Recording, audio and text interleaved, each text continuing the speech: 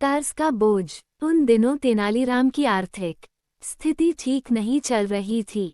विवश होकर उसे महाराज कृष्णदेव राय से कर्ज लेना पड़ा।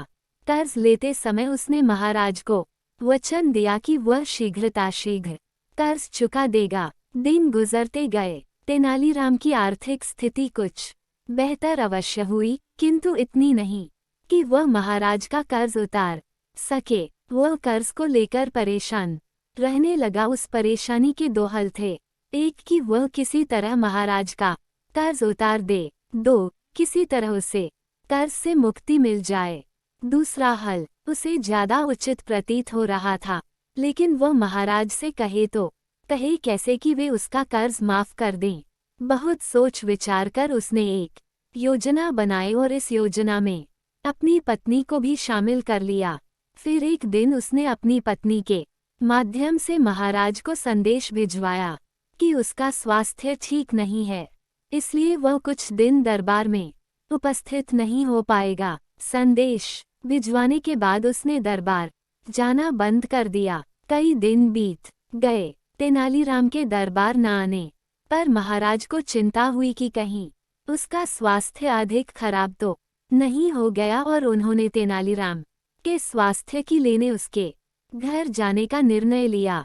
एक शाम महाराज तेनालीराम के घर पहुंच गए। पत्नी ने जब महाराज को देखा तो तेनालीराम को इशारा कर दिया और वह बिस्तर पर जाकर कंबल ओढ़कर लेट गया। महाराज तेनालीराम के पास गए और उसका हाल चाल पूछने लगे। तेनालीराम तो कुछ न बोला, लेकिन पत्नी बोल पड़ी, महाराज, जब से आपसे कर्ज लिया है तब से परेशान रहते हैं। आपका कर्ज चुकाना तो चाहते हैं, लेकिन चुका नहीं पा रहे हैं।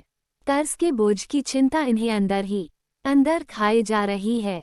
इस कारण ये बीमार पड़ गए हैं। अरे, इतनी सी बात की इतनी चिंता करने की क्या आवश्यकता थी तेनालीराम? चलो, मैं तुम्हें कर्ज के बोझ से मुक्त करता हूँ।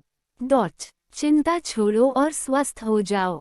तेनालीराम को सांत्वना देते हुए महाराज बोले। ये सुनना था कि तेनालीराम कंबल फेंक तुरंत उठ बैठा और मुस्कुराते हुए बोला, आपका बहुत बहुत धन्यवाद महाराज। तेनालीराम को स्वस्थ देख महाराज बहुत क्रोधित हुए और बोले, ये क्या तेनालीराम, तुम तो स्वस्थ हो, इसका अर्थ है कि कर्ज से मुक्त होने के लिए तुम बीमारी का बहाना कर रहे थे। तुम्हारा इतना साहस, तुम दंड के पात्र हो। तेनालीराम ने हाथ जोड़ लिए और भोलेपन से बोला, महाराज, मैंने कोई बहाना नहीं किया। मैं सच में कर्ज के बोझ से बीमार पड़ गया था, लेकिन जैसे ही आपके मुझे उस बोझ से मुक्त किया, मैं स्वस्थ हो गया।